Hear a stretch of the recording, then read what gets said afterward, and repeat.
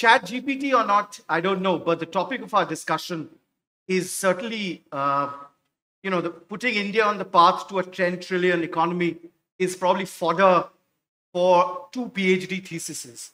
And as I was telling Mr. Jawa earlier, that we have to crunch it all into 25 or 30 odd minutes. So I may sound rude if I interject. It's probably my old television anchoring habits. Old habits die hard. Please don't take it too seriously. I'm just managing time. So before we take any longer, I'm going to start straight away with Mr. Jawa. You're an Unilever wanderlust all over the world. Last pit stop, I think, was China. Unlike China, India historically has been a consumption-driven economy, right?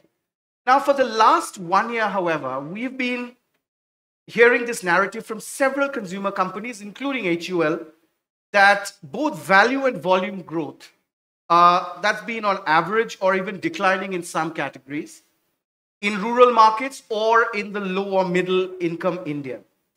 So this year's recovery, are we expected to be on a lower base, or actual consumption demand is coming back and we are out of a funk, so to speak? Yeah, since you started by asking me on my trajectory of travel of the last 2 decades, so, I've been in almost all countries in Southeast Asia, also a significant time in China as well. And having been back for about a year, I am very, very optimistic and charged by what I've seen, because it's almost like a new chapter in my career. And I see coming back here, in the space of digital or soft infrastructure, absolutely path-breaking evolution.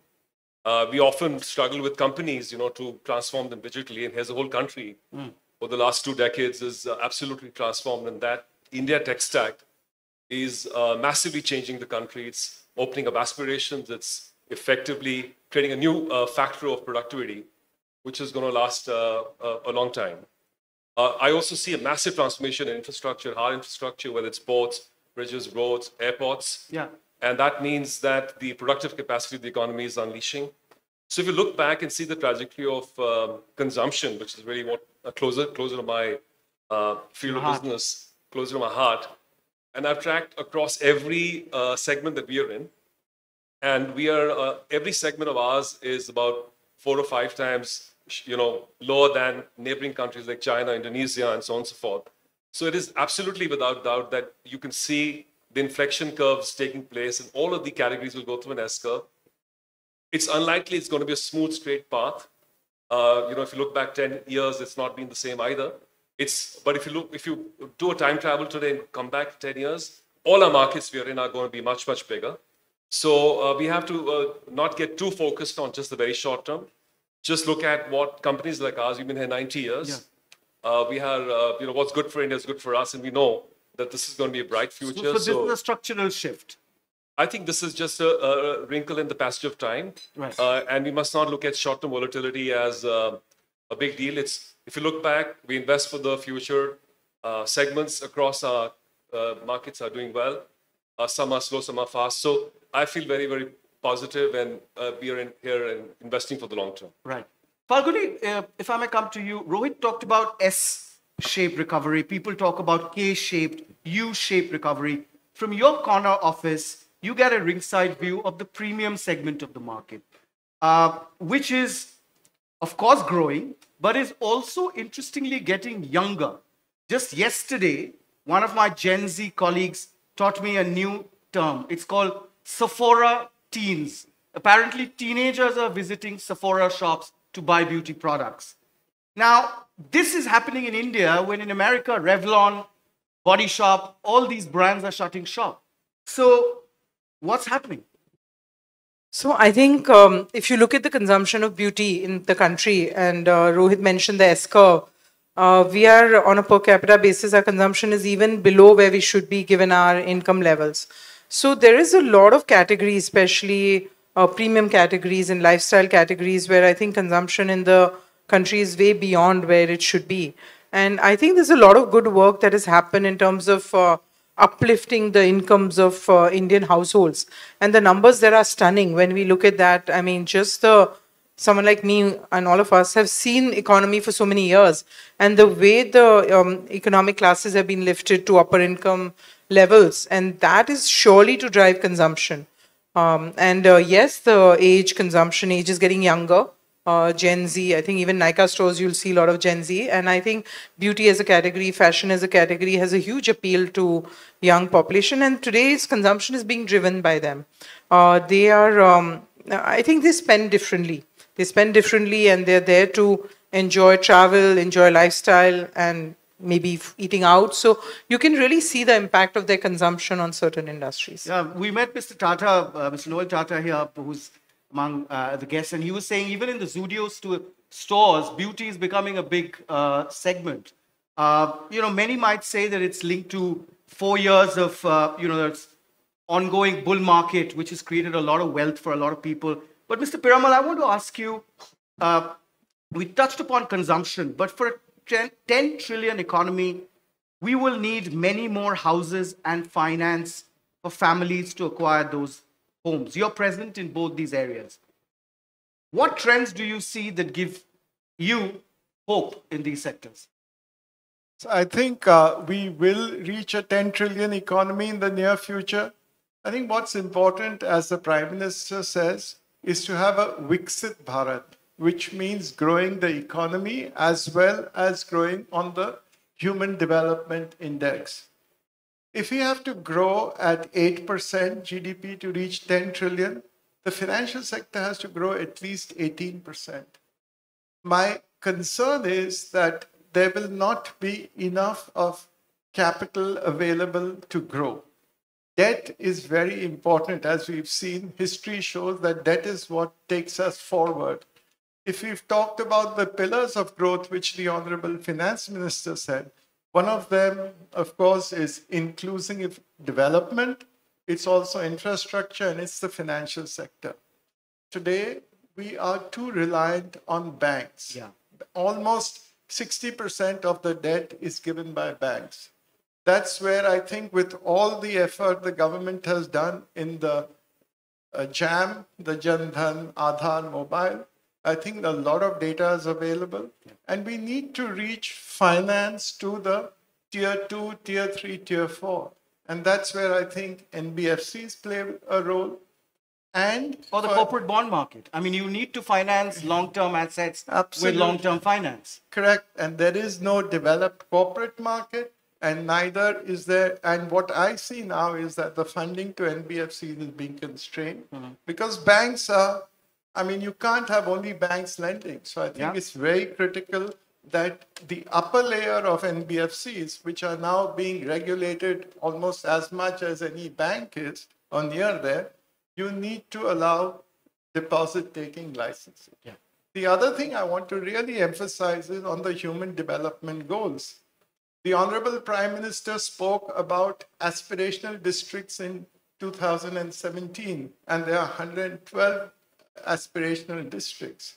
If you look at if the 112 districts were to be taken as a separate country, then I'm sorry to say that in terms of really GDP, we would be somewhere 185th out of 192 countries. So I think there, unfortunately, not enough attention is being given. The Prime Minister has given a lot of focus to it, and we need to work on it. Right. 16% of the population lives there, only 2.5% of the funding of CSR goes there. Yeah. And similarly on education, similarly on health, we have a long way to go to make it really a Viksit Bharat, which is inclusive for all. I'll come back to you on that point because you raised a very important issue. But SNS, new jobs, they are not getting created in agriculture, but off farms or in services. Now, even if half of India is to get urbanized, back of the envelope calculation says another additional 25 crore people will have to move out of villages. Now, my question to you is, can they be fitted into existing cities like Delhi or Mumbai, where large-scale redevelopment is going on. We are seeing the Dharavi redevelopment project in our city. Can we accommodate them? I think you called me last to ask the toughest question. So, but look at it the other way. I think you should look at it from not only fitting into the cities, but how to create employment. Come from a platform which is sitting on the highest backlog ever in its history. Out of the spate of inaugurations done by the Prime Minister, 20 of the projects have been done by us, including some of you had the pleasure of traveling through the largest undersea tunnel and the Atal Setu today. What I see is a terrifically positive atmosphere within the country. I wish I was 40 years younger. Mr. Naik hopefully had recruited me now, but we're on the other side of life. There's so much of positive energy within the system today. We employ about 375,000 laborers at any given point of time. And I'm telling you, and honestly telling you, I'm running short of 40,000 laborers. And we are not getting those laborers. This is basic skills like carpenters, barbenders, fitters, riggers, welders, masons, whatever. We're just unable to just mobilize. We're just not available. This tells two stories. One, the MREGA schemes, the direct benefit transfers, and various other schemes introduced by the government are working at the ground level. And maybe there's no need for such people to come to some of these project sites to work. Number two, because of the excellent relationships at the Middle East and other countries that we have today, phenomenal relationships, I think one of the organizations that has benefited heavily is Larsen & Toubro. And you see phenomenal amount of work there. And much of the workforce, in spite of their localization, etc., 40 to 50% of the labor strength are Indians. And therefore, they're getting jobs abroad, which means also remittance money back to India, etc. So this positive atmosphere, which is there both within the country and in some of the areas close to India, has created a need where people need not necessarily migrate to cities. This is one. The second aspect is this huge development of the hinterland, roads, rail, and creation of new settlement areas like Dholera, Shendra, Bitkin, and such. I think you'll have huge industry migration to some of these other areas instead of being the met cities. So when you have that, new jobs will be created in places which are relatively unknown today. And thereby you have a place where some of these cities are going to develop as new cities. And that's it. Will they have that kind of scale? If I look at Delhi, Delhi is 1,483 square kilometers to be precise. Will Dholeras of the world be of that scale to fit in, our India's large population? So the new centers. You fly over Delhi today. It's not Delhi. It's Noida and Faridabad and Gurgaon and Maneshwar and God knows what else. And maybe it's going up to Sonipat today. Yeah. You look at Bombay today, there's no more Bombay. Bombay is there, but then you go to Navi Mumbai, you're going to have Alibag developing, you have the Navasheva area developing, you got the new Mumbai area developing, you have the Sidco Nagar developing. There's greater Mumbai, it's very greater Delhi. So you have massive cities coming up like Hong Kong or Guangzhou or whatever it is, and this will house 35, 40 million people and not necessarily in Mumbai alone. Therefore, we're creating a different paradigm. And the paradigm is also sort of supported by an ecosystem which is positive. Second, there's a lot of peacefulness. Of course, you read our television channels and newspapers, you get a lot of other news, but there's one city where I'm allowed to come back and sleep in my own bed. Anywhere in the world, you're worried about it. From Yemen to Vietnam, you have turmoil. Here's a very peaceful, lovely, democratic, and great clean country. What more do we want? Correct. But we have to grab this opportunity and see how to push the scale forward to achieve whatever we need to achieve. That's the way I look at it. But Mr. Jawar, you've traveled across Southeast Asia, and Mr. Piramal also, I would like your point of view on this. We are building new cities. We are aiming for $10 trillion economy. But are we factoring in issues like air quality, pollution, healthcare, the quality of life, basically? Because that is, as Meeraji said, as important as we talk about mobility of labor, and moving beyond the urban pockets. I speak from the lens we look at it, which is that a large part of the population, indeed, there's urbanization, but there's a large part of the population lives in the villages, in smaller cities. Factories are spread all over the country. We have 29 factories. As a small way of making a difference, 18 of our factories have this program called Prabhat. It's a 10-year program where we take the community around the factory. And this started as early as, I remember, as a trainee, We used to call it Integrated Rural Development Program. But now that thing has been scaled up. We've got a decade of experience now. Almost 10 million people have been impacted on livelihood, on water conservation, on good agricultural practices. So we must first of all be mindful that real India lives in the rural and the small towns. And companies with big reach like ours that get to almost all parts of the country need to make a difference to the communities that we live with. And if one and many such companies did that, that's how you make a difference to the nature, to climate, to waste and opportunities such as those. I think the urban stress, probably the other panelists more competent to respond to that, that as super cities become big, you do need modern urban planning, because today at least 60 cities, more than 1 million each. China has 400 of those cities. Yeah. We don't have the luxury of making them ground up.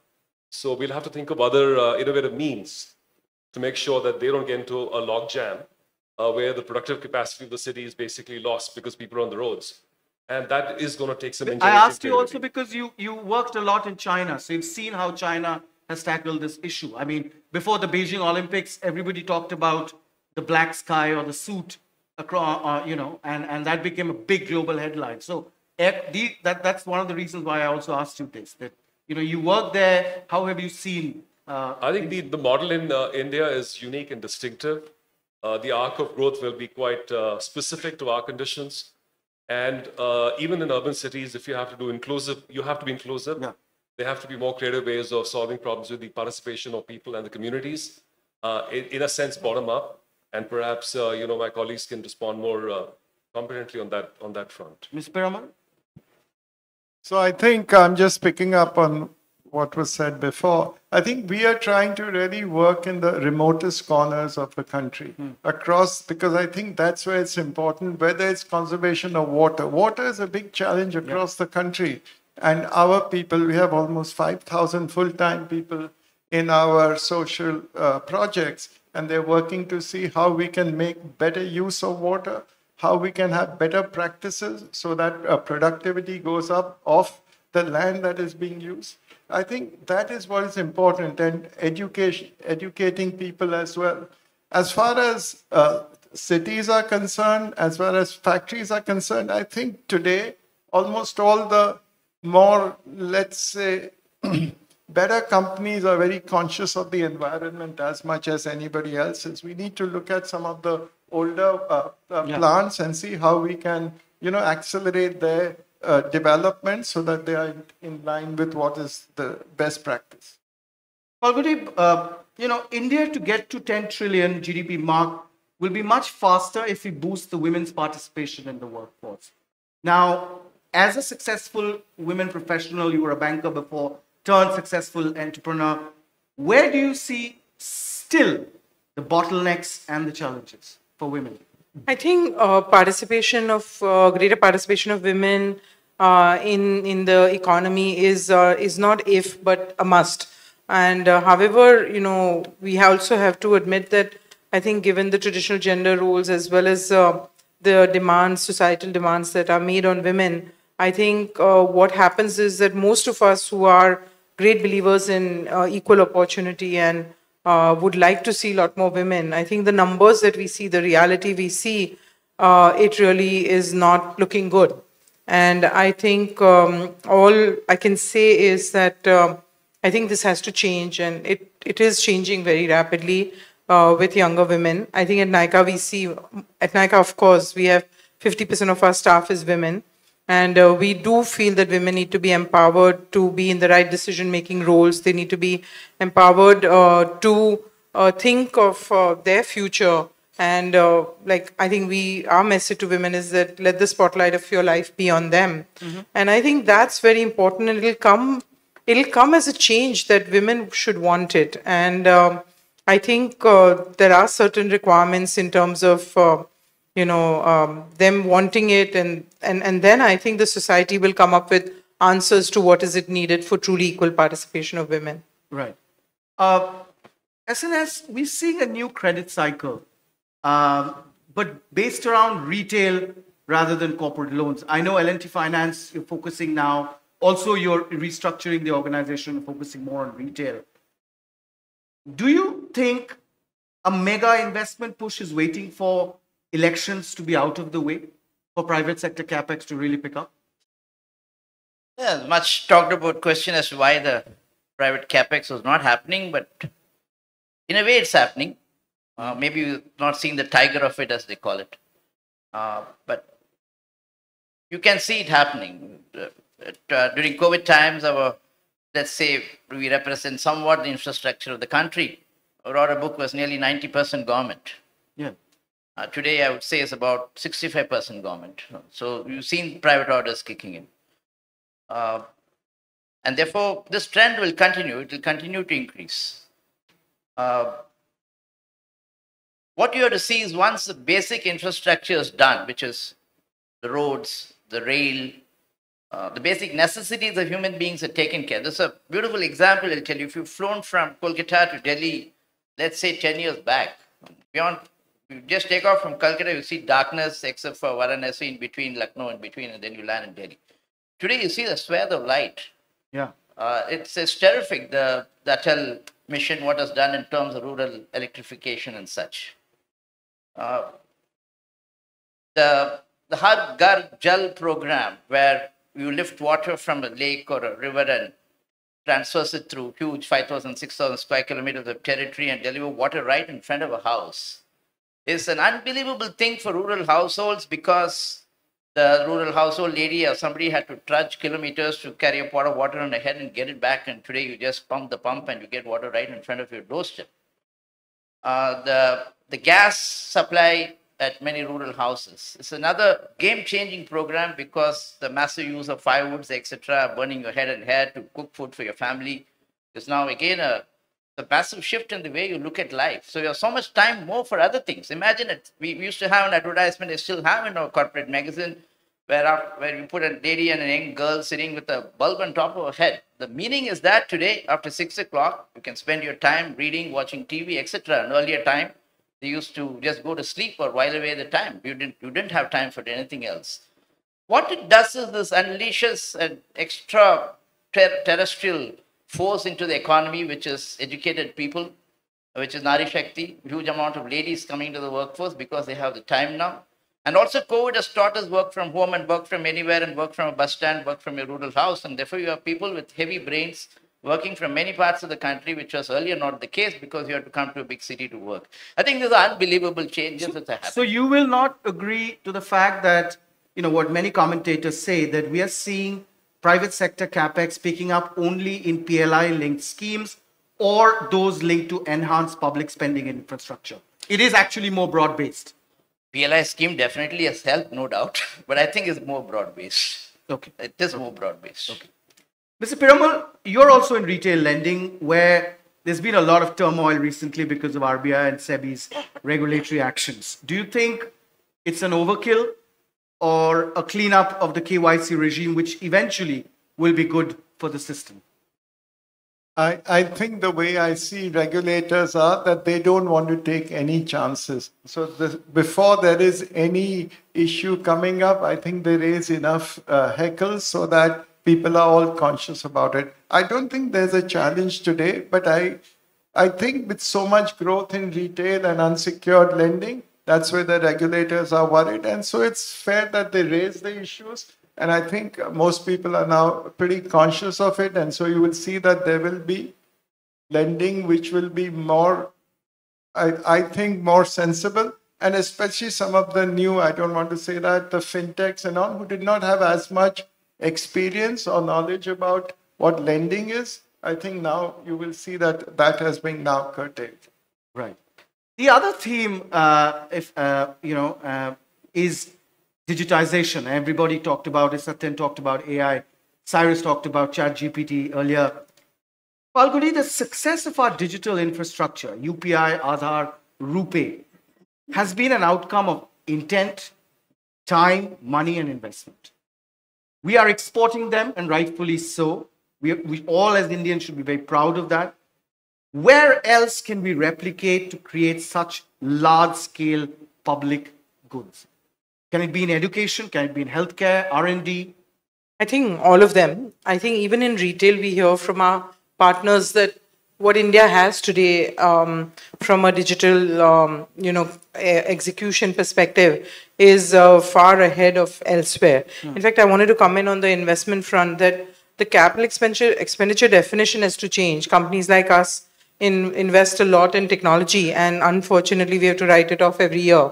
So there's a lot of investment that goes into technology, it goes into education, and all of that is not really being capitalized, and that is being used globally to deliver.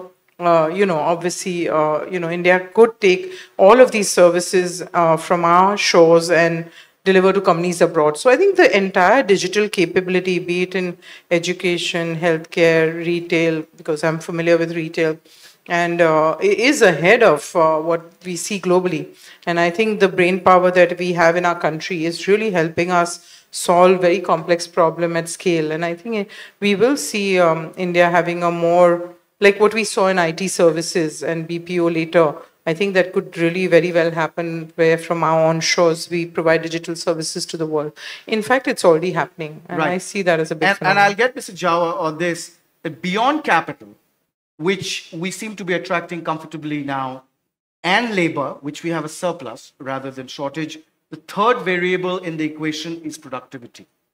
And there, a lot of hope is pinned on digitization.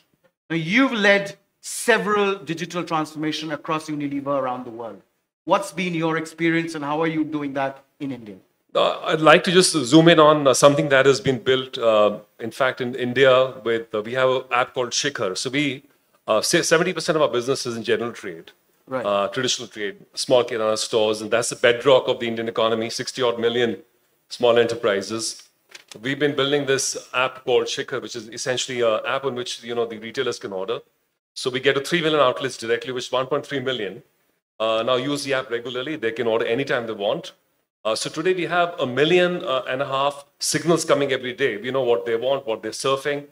And this platform by itself is a big opportunity, for instance, for us to serve on their own business development needs, better bookkeeping, loans, education for their children, insurance for their shop. And it becomes not just purely a transaction of our goods, but also a form of a platform relationship. And the literacy levels and the intuitiveness of the UX these days is so easy that the technology is not just a very niche. It's a very much of a mass democratized tool, and I see that happening in this very, very fundamental and basic part of our business. And I'm very, very optimistic with what we can do with that particular asset that's been built over the last 10 years. So that's an example.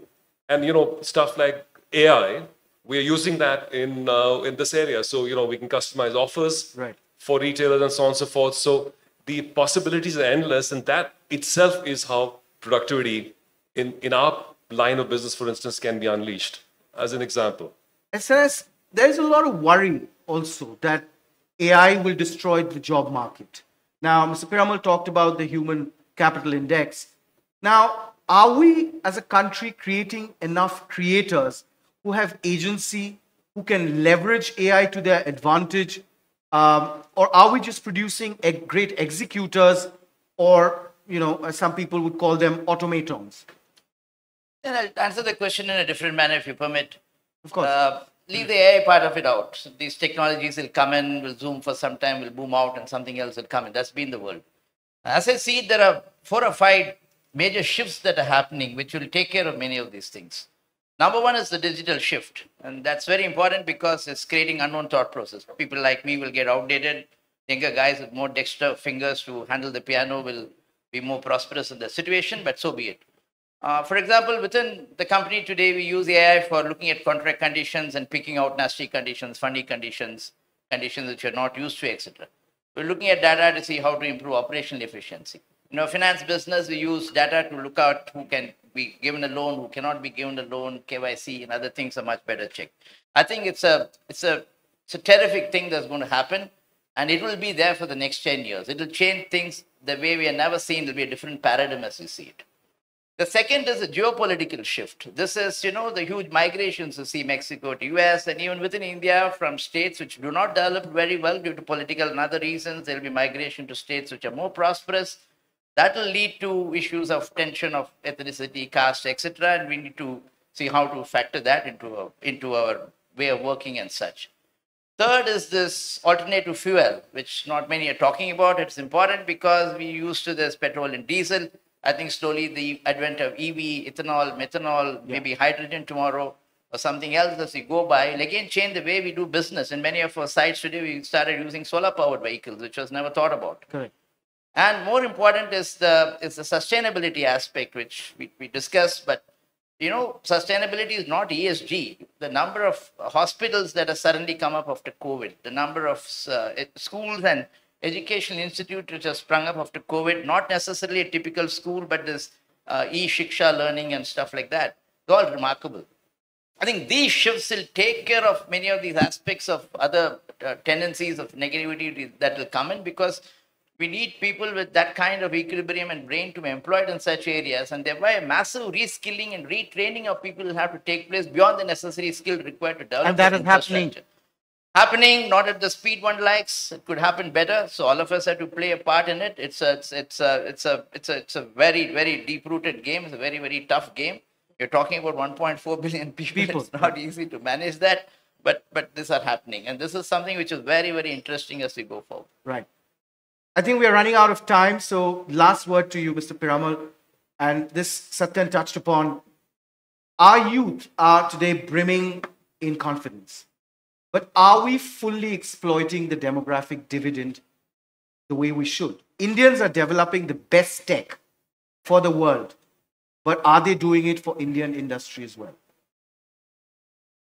So they are doing it for Indian industry, but your question whether are we really maximizing the potential of the dividend, of the demographic dividend, I think there's a lot more that we can do. In terms of education, just to tell you that, we do an annual survey in an organization called Pratham, which is called ASAR. Yeah. In ASAR, we find that in class 3, the people on an average of only 59% of what is the global average in India.